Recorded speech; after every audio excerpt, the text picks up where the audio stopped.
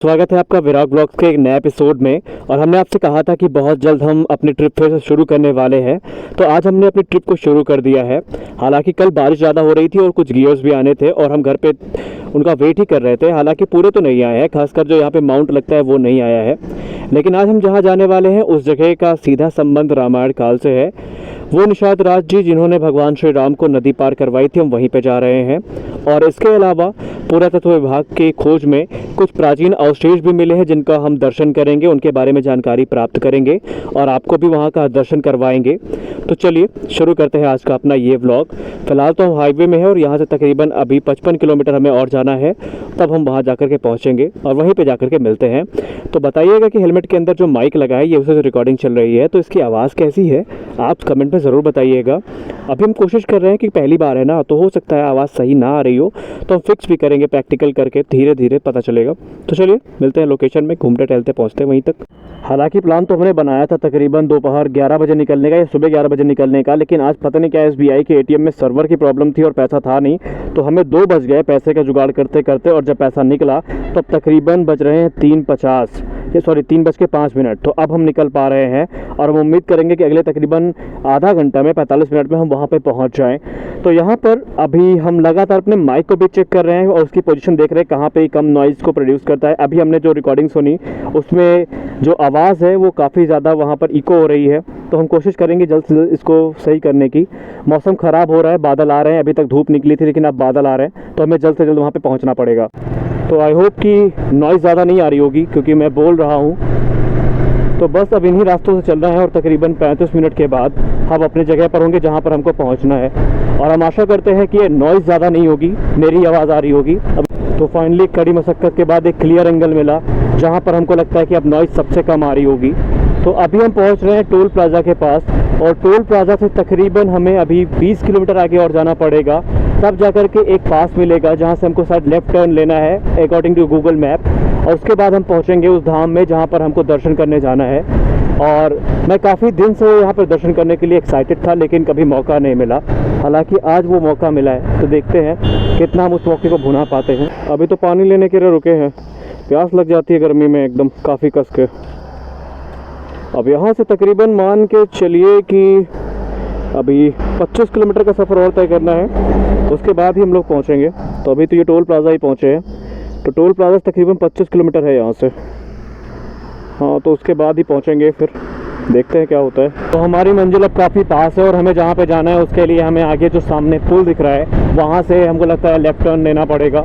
हालांकि देख लेंगे, वहाँ पे आगे एक बोर्ड भी लगा है और मेरा अंदाज़ा है कि हम जहाँ पे जा रहे हैं वहीं से हमको टर्न लेना है। तो देखते हैं, फिर पहली बार जा रहे हैं ना, तो पहली बार जाने में रास्ता पता नहीं होता और गूगल मैप का हम यूज़ कर नहीं सकते क्योंकि हमारी गाड़ी में अभी इसको फ़ोन को रखने के लिए कोई जगह है नहीं, तो करेंगे बार बार रुक रुक के देखना पड़ेगा, इसलिए हम बोर्ड्स के भरोसे हैं। देखते हैं क्या मिलता है आगे। तो ये यहाँ पे एक दूसरा बोर्ड लगा हुआ है जो लेफ़्ट साइड की तरफ इशारा कर रहा है, यानी आगे से जो रोड गई है वो श्रृंगवेरपुर की तरफ ही जाएगी। और सामने एक टोल प्लाज़ा भी है, यानी कि अब यहाँ से हमें लेफ़्ट मुड़ना है, इस रोड को पकड़ना है और मेन हाईवे को बाय बाय बोल देना है।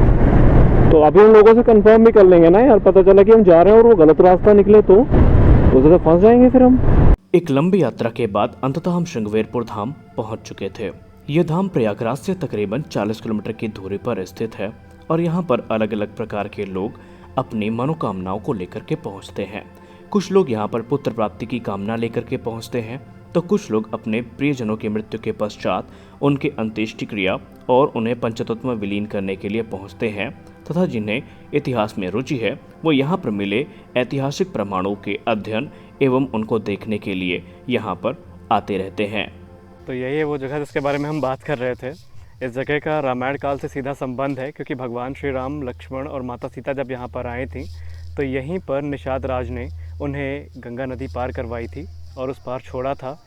तो अभी यहाँ पर जितने भी इतिहास से जुड़े साक्ष्य हैं हम उनको खंगालने की कोशिश करेंगे और आप तक पूरी जानकारी इस स्थान के बारे में पहुँचाने की कोशिश करेंगे।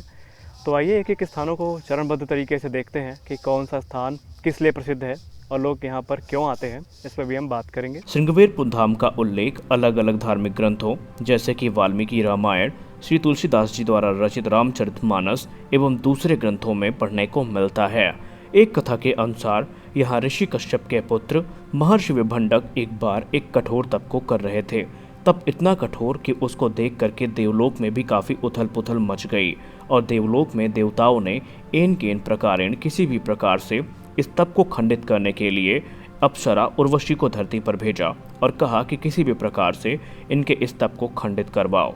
और बाद में उर्वशी ने महर्षि विभंडक के उस तप को खंडित करवाया और बाद में उर्वशी और ऋषि विभंडक के संसर्ग से एक बालक का जन्म होता है जिसके माथे पर एक सींग जैसा उभार था और इसी बालक का नाम आगे चल के पड़ा श्रृंगी। और अपने कठोर तप और पूजा अर्चना के कारण ये आगे चल के ऋषि श्रृंगी के नाम से जाने गए। ऋषि श्रृंगी का उल्लेख वाल्मीकि रामायण, अध्यात्म रामायण, कालिदास के रघुवंशम, भवभूत रचित उत्तर रामचरितमानस, तुलसीदास कृत रामचरितमानस तथा वेद व्यास द्वारा रचित महाभारत में इनका उल्लेख देखने को मिलता है। कथा के अनुसार राजा दशरथ की 3 रानियां थीं, कौशल्या, सुमित्रा और कैकेयी। लेकिन केवल रानी कौशल्या से ही एक पुत्री की प्राप्ति हुई थी जिनका नाम था शांता, जिन्हें रानी कौशल्या की सगी बहन वर्षणी, जो कि अंग देश के राजा रोमपद की पत्नी थी, जिन्हें चित्ररथ के नाम से जाना जाता था, उन्होंने गोद ले लिया था। राजा दशरथ एवं रोमपद एक अच्छे रिश्तेदार ही नहीं बल्कि अच्छे मित्र भी थे। हालांकि वाल्मीकि रामायण और रामचरितमानस में राजकुमारी शांता का कोई खास वर्णन नहीं मिलता, लेकिन दक्षिण के पुराणों में इनका एक वृहद वर्णन किया गया है और इनके बारे में काफ़ी विस्तार से बताया गया है। एक कथा के अनुसार अंग देश में एक बार भयानक अकाल पड़ता है, वर्षा नहीं होती है और पानी की भीषण किल्लत होती है और वहाँ के राजा और प्रजा ऋषि श्रृंगी से अनुरोध करते हैं कि आप हमें इस अकाल से बचाएं।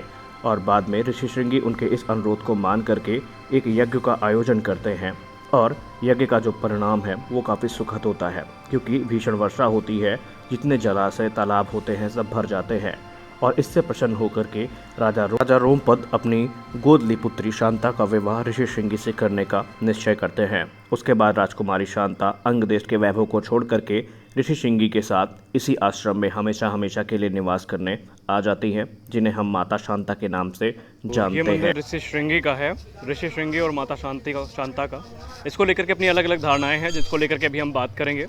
तो यही वो जगह है जहाँ पर हम दर्शन करने आए हैं और यहाँ पर मंदिर इतने ज़्यादा है ना कि एक बार को आप पहली बार आएंगे तो कंफ्यूज हो जाएंगे पहले दर्शन किधर करना है।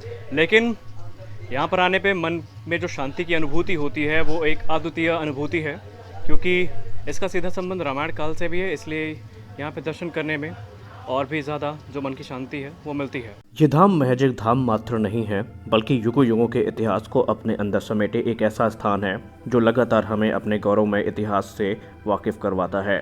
इस जगह पर आपको अलग अलग मंदिर मिलेंगे और बजरंग बली की अलग अलग मूर्तियाँ आपको देखने को मिलेंगी। कहीं 10 सिर वाले बजरंग बली तो कहीं पंचमुखी बजरंग बली के दर्शन आपको करने को मिलेंगे, जो हमारे लिए भी एक नया अनुभव था। अभी उस मंदिर में जो हनुमान जी दिखे थे वो 10 मुख वाले थे, लेकिन यहाँ पर जो हनुमान जी दिख रहे हैं ये पंचमुखी हनुमान जी हैं।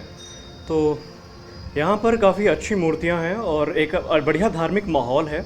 और इसके बाद हम यहाँ पर निकलेंगे, एक जगह है राम चौरा करके, जहाँ पर भगवान श्री राम ने रात में विश्राम किया था, तो वहाँ पर भी जाएंगे। और कुछ पुरातत्व विभाग की भी रिपोर्ट यहाँ पर है कि खनन में कुछ पुराने अवशेष मिले हैं जो कि तकरीबन 2000 साल पुराने हैं, तो उनको भी हम देखेंगे वहाँ पर जा करके। तो चलिए वहाँ पे भी चलते हैं, यहाँ तो दर्शन हमने कर लिए। तो इस जगह को हम कहते हैं श्रृंगवेरपुर। श्रृंगवेरपुर का रामायण काल में भी अपना अलग स्थान है। यहाँ पर भगवान श्री राम, लक्ष्मण और माता सीता को निषाद राज जी ने गंगा पार करवाई थी और बाकायदा उन्होंने, जब एक कहानी कहती है कि जब उन्होंने वनवास लिया था तो वो गांव के अंदर घुसने से मना किए थे और गांव के बाहर ही एक शीशम का पेड़ था जहां पर उन्होंने रात बिताई थी और उस जगह को राम चौरा के नाम से जाना जाता है, जहां तक हमने यहाँ पे बात करी है। तो हम चलेंगे राम चौरा और देखेंगे उस स्थान को जहाँ पर भगवान श्री राम ने अपनी रात बिताई थी। तो कहने को यहाँ पर सुनने को मिलता है कि वो जो 5 तकरीबन वृक्ष थे शीशम के वो आज भी हैं। तो चलिए फिर वहीं देखते हैं चल के। तो महाराज जी से बात करने में एक नई बात सामने आई। वो जो सामने आप टीला देख पा रहे हैं वो कोई आम टीला नहीं है, बल्कि जब भगवान श्री राम आए थे तो निषाद राज जी से जो उनका पहला संवाद हुआ था, यानी पहला जो वार्तालाप निषाद राज जी से हुआ था, ये सामने इसी टीले पर हुआ था। तो अब हम चलेंगे पहले इस टीले पर देखेंगे, और इनको निषाद राज जी की वाटिका भी कहा जाता है, तो अब वहाँ पे चलेंगे देखेंगे। रामायण काल की एक घटना में यह भी उल्लेख किया जाता है कि जब भगवान श्री राम को 14 वर्ष का वनवास मिला तो वो अपने भाई लक्ष्मण और भार्या सीता के साथ यहाँ पर आए थे आर्य सुमंत के साथ, और यहीं से उन्होंने रथ से उतर करके अपने खड़ाहों का त्याग किया था और अपने मित्र राजा निषाद राज गुह से मिले थे और यहाँ पर उन्होंने एक रात का विश्राम भी किया था। जो बाद में जो निषाद राज जी थे उन्होंने यहीं से उनको गंगा नदी पार करवाई थी और उसके पश्चात उन्होंने अपने वन के लिए प्रस्थान किया था। तो यहाँ एक से एक भव्य मूर्तियाँ हैं जो काफ़ी देखने में अच्छी भी लगती हैं। जाते समय रास्ते में इस मंदिर के दर्शन हुए। यहाँ पर कुछ बढ़िया प्रतिमाएं हैं, संगमरमर की बनी हुई है। भगवान शिव, पार्वती, गणेश भगवान, भगवान श्री राम, जानकी माता, लक्ष्मण जी, तो सभी की मूर्तियाँ हैं। भगवान भोलेनाथ का शिवलिंग भी यहाँ पर स्थापित है। तो नई नई चीज़ें एक्सप्लोर करने को मिल रही हैं और सबसे खास बात यहाँ पे ना कि इतिहास का एक हिस्सा भी अपने आप को मान रहे हैं, क्योंकि ये जो चीज़ें हम यहाँ पर देख रहे हैं ना, ये ऐतिहासिक है और इसके बारे में तो हमने आपको अभी ऑलरेडी वीडियो में बताए रखा है। तो वीडियो के अंत तक बने रहिए क्योंकि अभी बहुत चीज़ें आपके सामने आने वाली हैं। तो दर्शन के पश्चात अब बारी थी अपनी अगली मंजिल के लिए निकलने की, लेकिन तभी हमें शनिदेव के दर्शन होते हैं। और इस समय जिस रास्ते पर हम खड़े हैं ये वही रास्ता है जहाँ पर कभी प्रभु श्री राम, लक्ष्मण जी और सीता माता अपने रथ से आए थे और इसका प्रमाण आपको इस दीवार पर दिख जाएगा। सीता सचिव सहित 2 भाई श्रृंगवेरपुर पहुँचे जाए, यानी ये वही रास्ता है जहाँ पर कभी प्रभु श्री राम अपने रथ से आए थे। और यहाँ पर हमें बजरंगबली जी की एक दिव्य प्रतिमा के दर्शन भी होते हैं जो भी काफ़ी ऊंचे हैं। तो अभी श्रृंगवेरपुर के इस एपिसोड में इतना ही।